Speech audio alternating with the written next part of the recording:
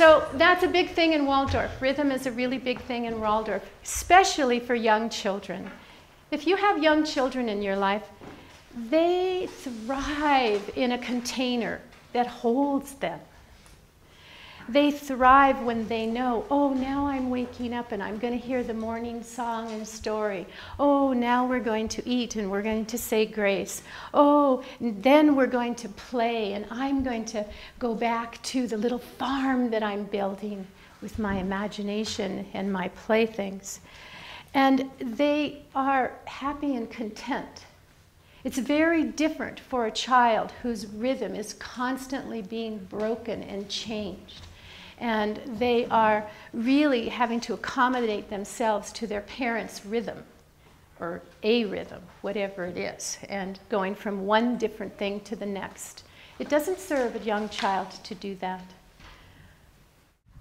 For you to be able to stay in a steady rhythm, for example, the sake of your child, for me, for the sake of my class, means that you are being willful.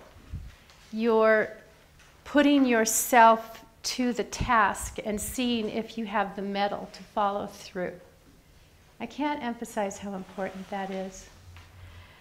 I learned the value of art in children's lives to express anything that they're feeling, anything, any story, any concept, anything that we were studying was always translated as well through art. And it's critical. I learned how to bring movement into my work. Children need to be moving. They need to be, young ones especially, need to be doing imaginative play, way more than anything else. Not sitting, not learning how to read, not learning how to do their times tables, but really learning to cultivate things that will strengthen their souls and imaginations to face the challenges that they have in this world. Pretty much leave them alone. Get out of their way. Don't talk to them. Don't intellectualize with them. Don't ask them, why did you do that? Why do you think he did that to you? I mean, it's absolutely absurd to talk to a young child in that way. They do not have those cognitive faculties at this point. Why did you do that? They're not short adults. They are not short adults. The 5-6-year-olds are living in a consciousness you long to be at. They are seriously one with everything, unless they've been woken up. And parents can do that with their children. They can wake them up pretty rapidly. But it's magic where they are. And you can go there with them if you're willing to let go of your head. You know, take a dose of Kali in the morning and chop it off. And show up with your heart and just be where they are, right then and there. It's pretty magic. In our culture here in Boulder, there's so much about personal growth. I mean, we've got a vocabulary that won't quit for why and how and when and all of that stuff. And adults, in trying to help their children face a challenge that they might have in their lives, bring all of that intellectuality into a conversation with their child. Well, how does that make you feel? And then you go down that road with them. Well, he was probably really this, and she was probably that, and well, you know, he's having a lot of problems. And this child doesn't have the capacities to cognize what it is you're saying. It's actually confusing. And then they learn to sort of parrot. You know, I have children that'll come into my life and they'll suddenly analyze something, and I'm looking at them like, that's right out of your mother's mouth, you know, that sort of thing. Because it's not natural for a child to be there in that place. This comes much later on. Right now, at a 5-6-year age, for example, those children's job is to stay in the imaginative realm, to be one with the archetypes. Archetypes. We're not talking historical figures, you know, Christopher Columbus. But we're talking about archetypes. That's where they live. They're in that realm. They feel it. Many of them see things that we can't see. And some of you, how many of you remember seeing elementals? Look, look, look around, look around. They're there still. They haven't gone away. And if you can really bring your children into right relationship with life, the gesture is to let them stay there as long as you can.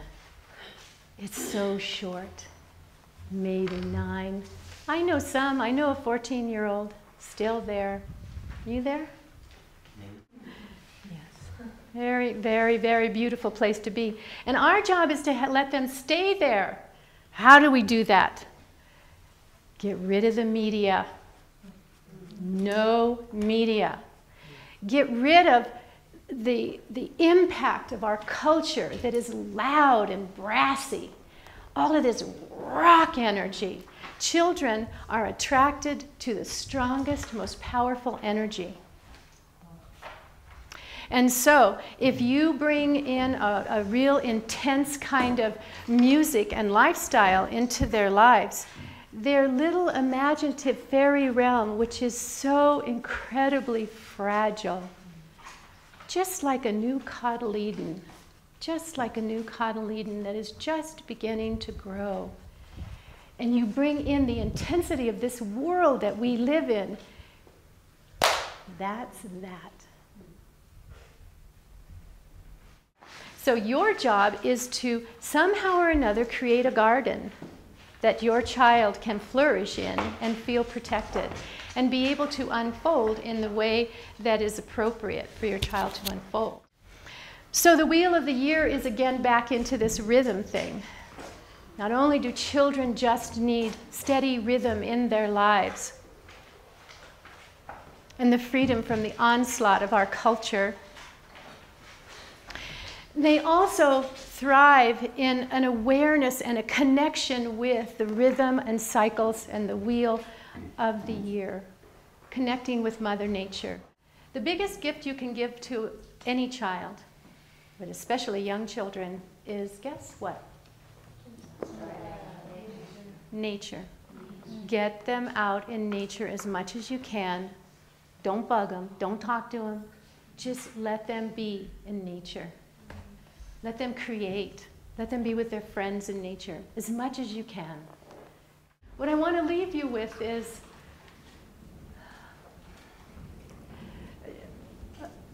a request on the behalf of the young child.